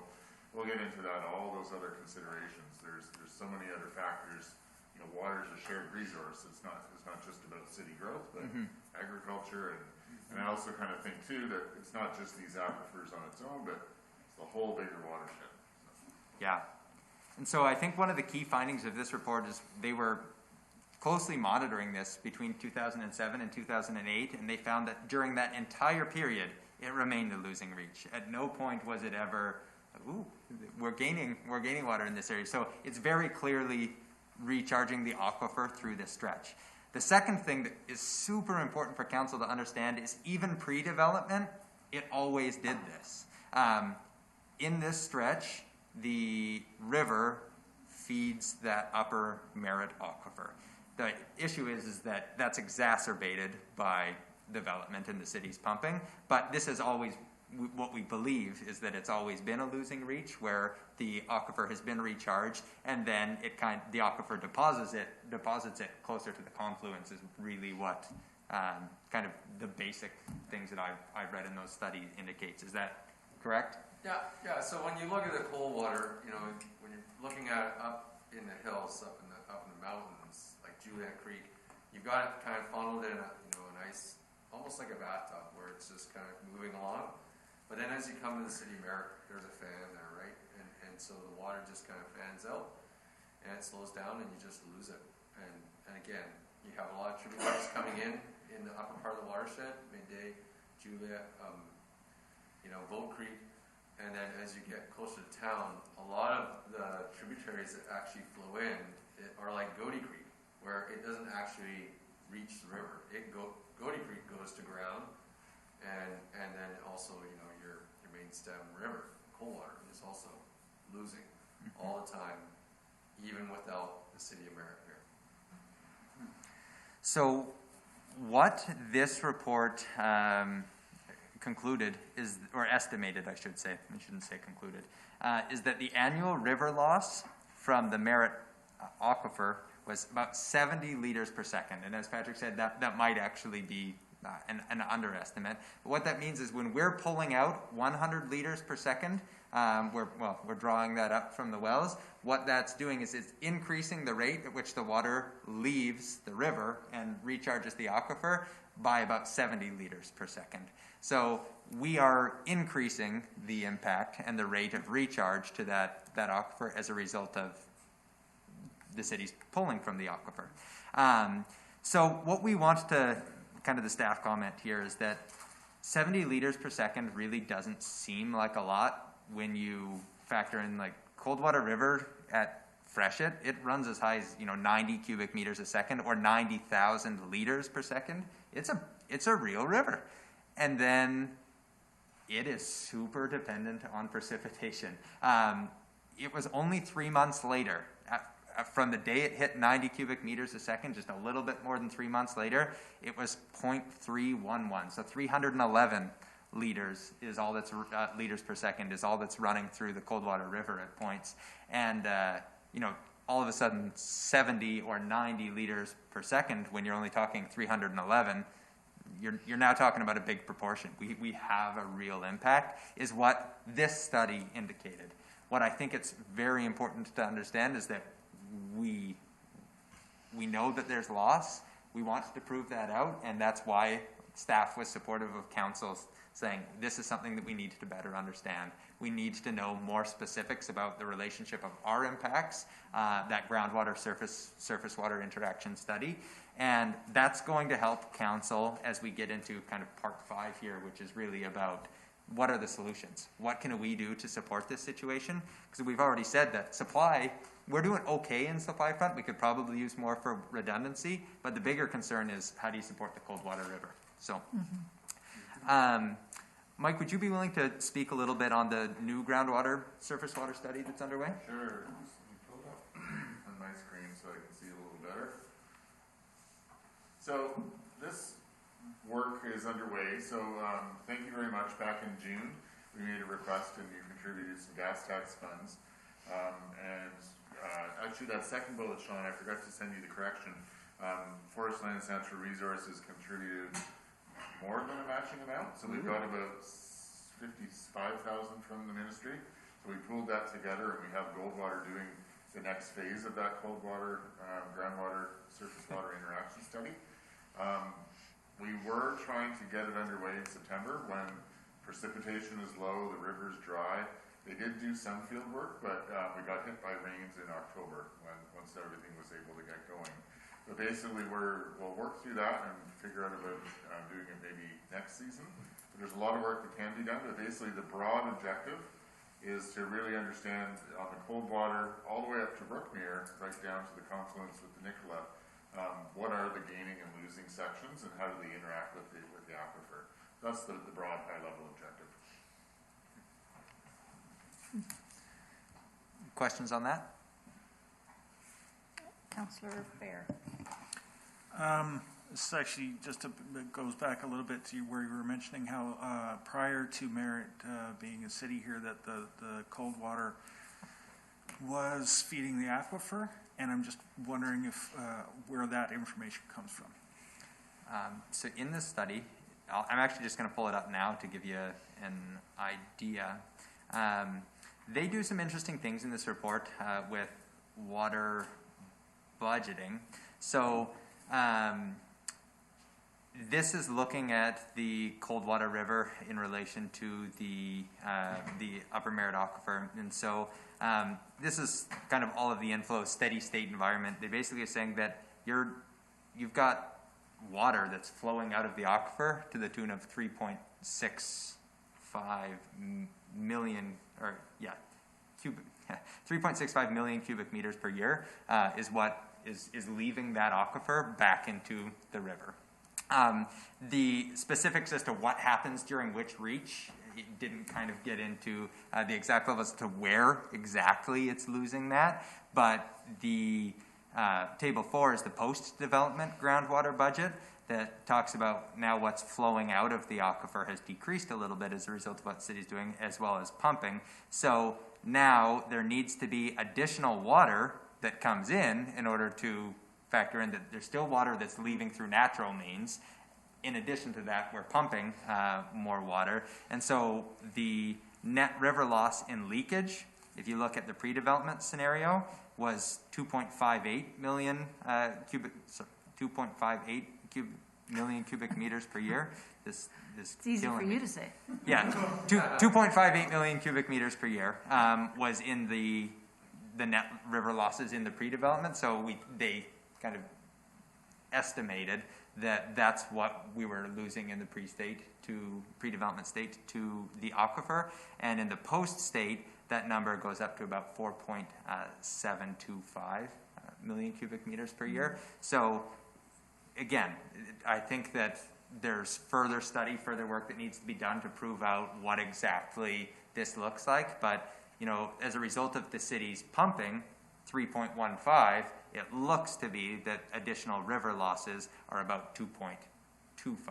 So 70% of what goes out is recharged by river leakage. So this is the report that largely theorizes that, and is the reason why we're looking in more detail at this groundwater surface water interaction. I won't pretend I understand all that, but Please ask any I get the questions gist you of want, and I'm going to have them answer it because I'm at the. The other thoughts that off my head just related to that too is, I mean, that's the best info, I guess, that was available in a report. But, you know, rivers are dynamic systems. You know, they've been changing over time for, you know, centuries, thousands of years, 10,000 years, so since the glaciers left. So Patrick can probably attest to that as well. So, you know, things have constantly been changing, and they will again. And I think in the Mountain Pine Beetle era, Gishon Creek, you know, we're seeing that in lots of places as well.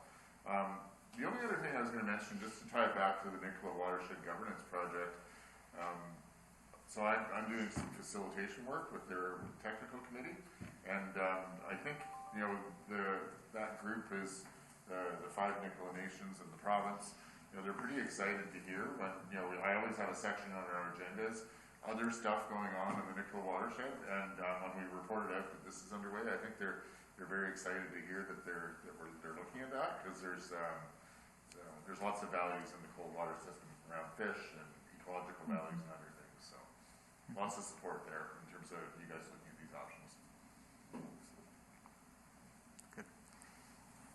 Any other questions about the study or the connection to the Upper Merritt Aquifer, what we know, what we're hoping to know in the future?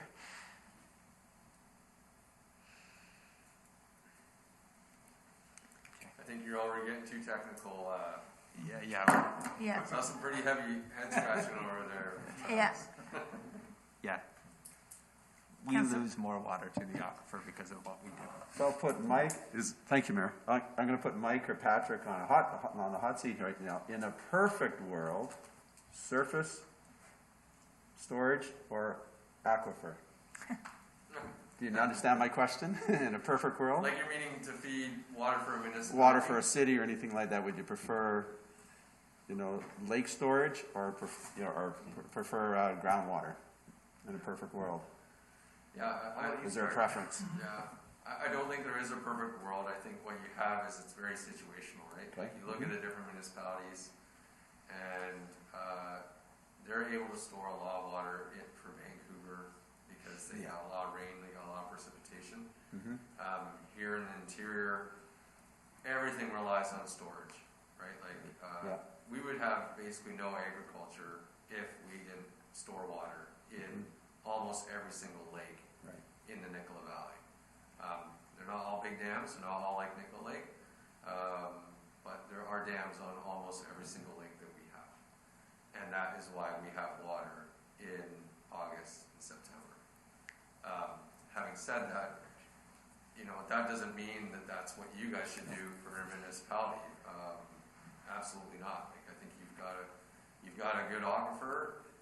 There's a reason why you're in the upper Merritt aquifer. There's lots of water there for good times of the year, but it's very dependent on what's going on in the cold water. And you know, back in 2005, 2006, when on Sean's graph, where water use was really high, we did start to see that aquifer start to drop, and that was part of the reason why the city of Merritt at the time looked to explore other options, such as Kengard.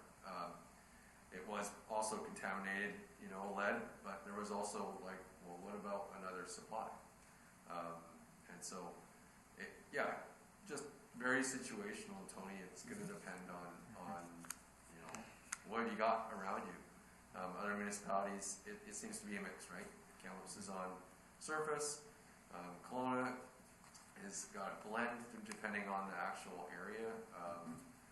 Some of the municipalities out that way also have storage, but it's situational.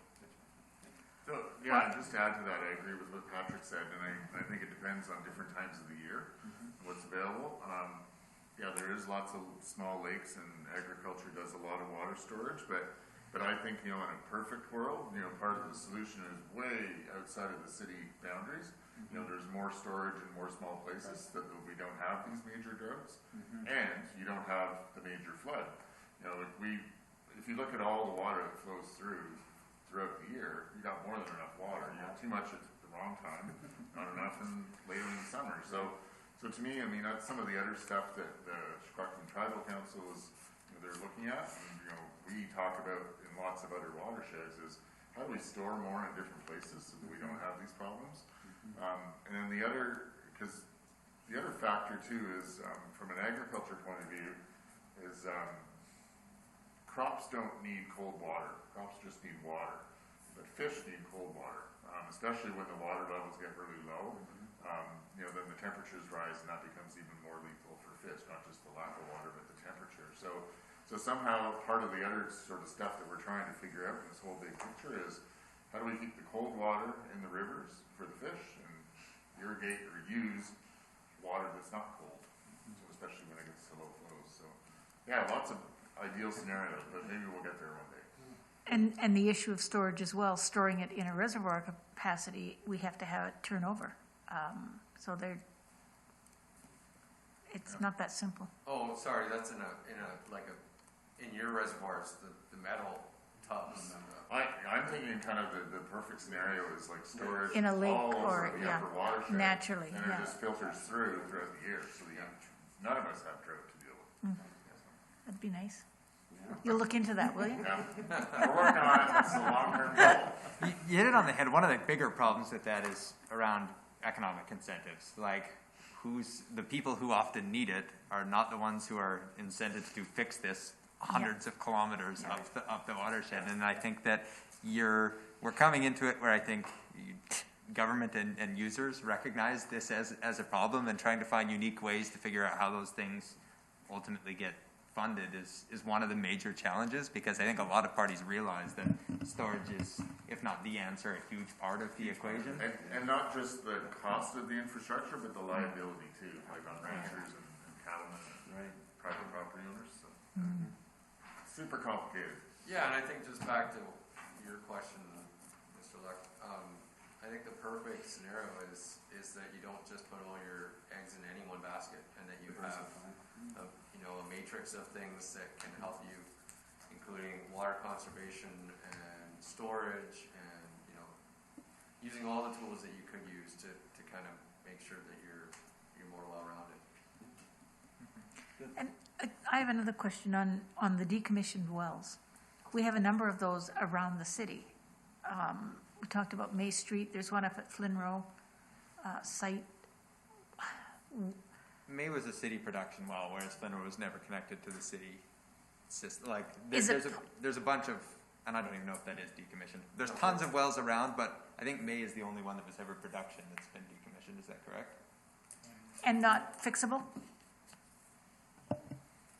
Kevin, I'll get to you. Yeah, May Street was a production well, and it was shut down due to contamination in 05 or 06, I believe. Don't quote me on those years, but it was right around then. And then it just sat there. It was actually pulled and fully decommissioned and sealed. You'd never even know there's a well there now. It was properly closed as per the regulations of well closure. And the other production well we had was airport well. That was a non-potable water source that fed the airport, and that was also pulled and fully decommissioned and closed up properly as well as per the regulations. That was in about 2010, 2012, somewhere in there. And we also had 2 other wells which we pulled and fully decommissioned. They were up in Nicola Wind Development on the one corner lot by the Jehovah Witness Hall there. There's 2 wells there that were city-owned, and we pulled those and fully decommissioned them as well. And I believe that was 2014. But those are the only ones that I'm aware of for production or just wells that were sitting stale. As per the regs, any well that's not used for production for 5 years is supposed to be closed. And I know there is a number of wells around town that are just sitting stale and stagnant in direct connections to our aquifer that should be pulled and closed fully to protect our aquifer and our drinking water source. Thank you. Councillor Christopherson. No, you just turned yourself off. I do that all the time. Thank you. Going back to the discussion about water storage, whether it's in the form of lakes behind dams or whether we just got a news report today, and I haven't had time to really go through it, but it's the provincial government announces a $27 million investment in watershed security. And briefly going through what I was reading, it sounds really interesting of how to protect and revitalize a lot of the traditional storage ways that rivers had of overflowing and going into areas that would allow for seepage back into the aquifers and so on. So it's just a comment that I think it's something worth becoming more familiar with, and I'm certainly going to follow up on it, and I'm wondering whether that's something that long-term the city might be wanting to do with the river systems that run through Merritt and its tributaries.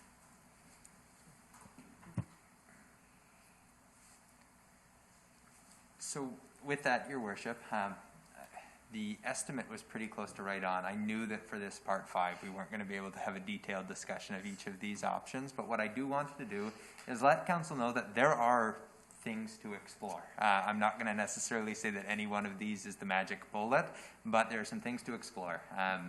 Kengard Well, so you are aware, we did come to Council with a resolution to further explore that. Largely, a lot of what we know now has come because we started exploring that, and you hit 1 concern, 2 concerns, 3 concerns, and you realize this is a story that people have previously in the city of Merritt had. There's some things that we would probably need to study before a whole lot more money should be allocated to the Kengard Well. It may be a great project, but I think that we need to get back to a high-level view and say, what are some of the other options to address these concerns of redundancy and contamination and minimizing impacts on the Coldwater River?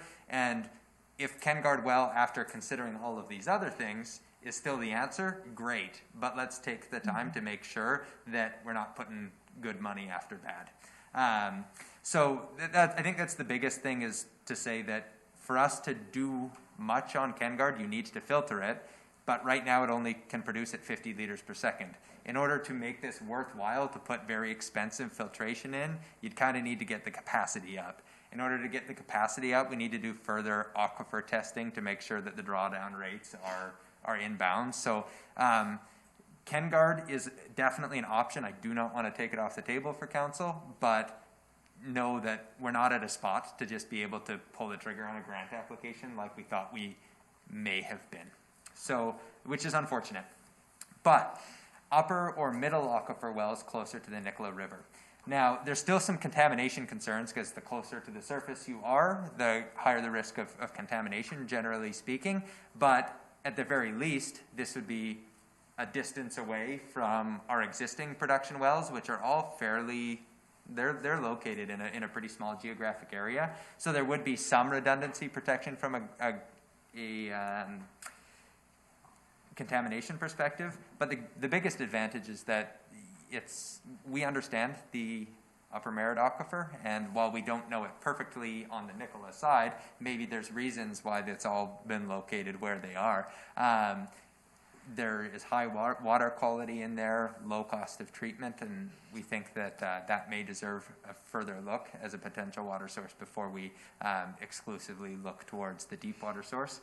Nicola Lake is one of the suggestions that the public, Councillor-elect talked about it last time. I think it's something that can absolutely be considered. Of course, there's infrastructure costs. That's a lot of pipe or, you know, ditching or however you're going to do it to get it out there. But if it is ditching, or if you're just drawing from the Nicola River, then you are pulling surface water, which again is going to have different treatment systems at higher cost and greater complexity. So each one of those introduces its own set of problems, but are worthy of consideration. Those are just for drawing additional water. But again, I think that there's something that needs to be done on that front, but given our water capacity or water supply isn't in a horrible situation right now, we can meet growing demand.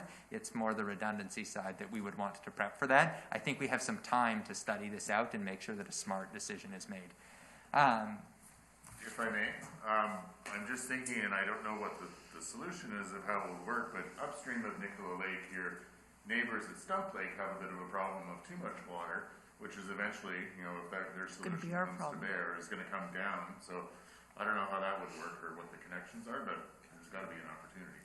Yeah, it's one of the things that's been talked about. Certainly the city doesn't want to see any additional water during freshet, but outside of the freshet period would be, there might be potential. Release it in August. Yeah.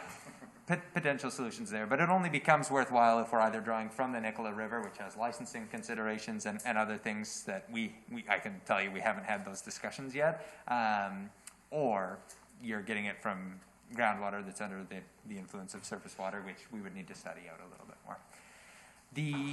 So those are ones for changing or for looking at alternate sources. Some ideas around implementation of alternate water management techniques. I'm going to be honest, this stuff fires me right up, and Patrick has had to calm me down a couple of times because with not much success. Yeah, that's exactly right. People have troubles calming me down on just about anything. What's unique about this is some of our existing legislation isn't quite at the point where we could necessarily implement all of these techniques. But I will say there's some really exciting things being done in other areas of the world, even other areas of Canada, as we understand it, in terms of aquifer storage and recovery. So the idea is we have a lot of water in the cold water during freshet. Like I said, if you're getting 90 cubes of water, how do you get more of that into your aquifer when you don't want the water there? And when you do, how do you get it back out again? And so, the basic idea is you pump the water directly into your aquifer and then pump it right back out again. Problem is there is contamination concerns potentially when you're doing that. But there's some cool science. California in particular is doing a fair bit of this, it looks like, right now. And there might be opportunities to consider ideas like that.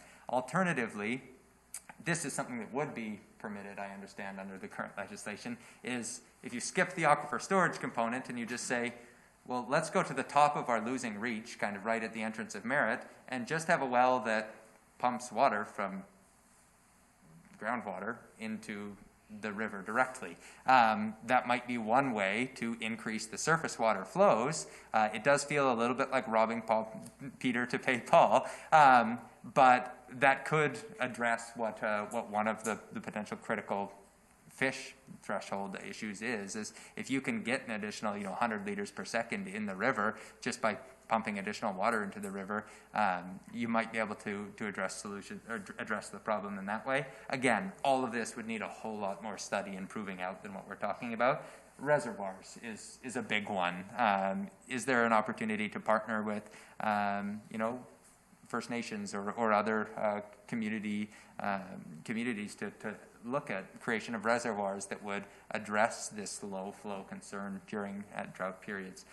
And then, of course, the least sexy on here, we could just use less water by water metering, which has a lot of merit. That may be in addition to all the rest. Yeah, that's exactly right. These are not mutually exclusive. Water metering is really something that staff feels is something that ought to happen. The advantages to that I think often get undersold is if people use less water, you don't need to have as much expensive municipal infrastructure.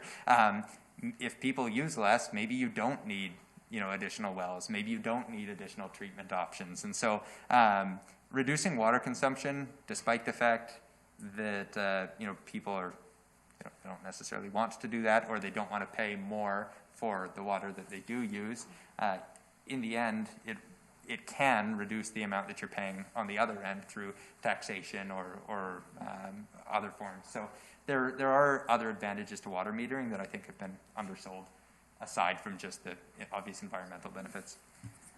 Yeah, just to give some context to that, one of the reports that some environmental did for you folks actually back in 2007, they looked at water use in the winter was about 450 liters a second, or 450 liters per day per person, and then it goes to 1,400 in the summer back then, anyways, in 2006. So it is a big change, and if you're talking about metering and charging people for that water, it creates an education piece that you can't put a price on, and then it also changes the behavior, because people are just, if they're paying for it, they're not going to put it on their lawn anymore. Your lawns are going to look a lot more like they do in Hope. It's funny, you drive through Hope in August, and every field is brown, all the lawns are brown, and then you get to Merritt and everything's green. Yeah, Hope, it's not based on that, it's just that's the coastal kind of way of doing things. Yeah. It's true. Brown lawns is Any other comments or questions for our guests or staff? Councillor Luck. Just one comment. Thank you very much. This has been very enlightening, and I've learned a ton from this thing and from this meeting we've had here today, and it's just some great information from everybody, staff, and Mike and Patrick as well. This has been very, very thought-provoking for sure. Really appreciated you guys coming out and filling us and bringing us up to speed on some of this. A little bit up to speed. We still got lots more to take in, but yeah, this has been very enlightening, and thank you very much for the time you've taken to do that for us. Thank you. Well, I'll still say thank you. Thank you for coming. Thank you for sharing your expertise with us, and our staff as well. Thank you for giving us heads full of information that we're not sure what we're going to do with yet. This brings us to the end of the meeting, and My question is where you would like us to go from here, just before we close this out. I do think that there are further discussions around particularly some of these options that should be had with other community groups. What I think probably makes sense is staff having discussions with some of those groups, having some preliminary discussions on that front, and then probably scheduling something at a broader level, saying we understand that in particular, we're trying to address cold water flows right now. So I think that there probably should be a bigger meeting at some point on that topic.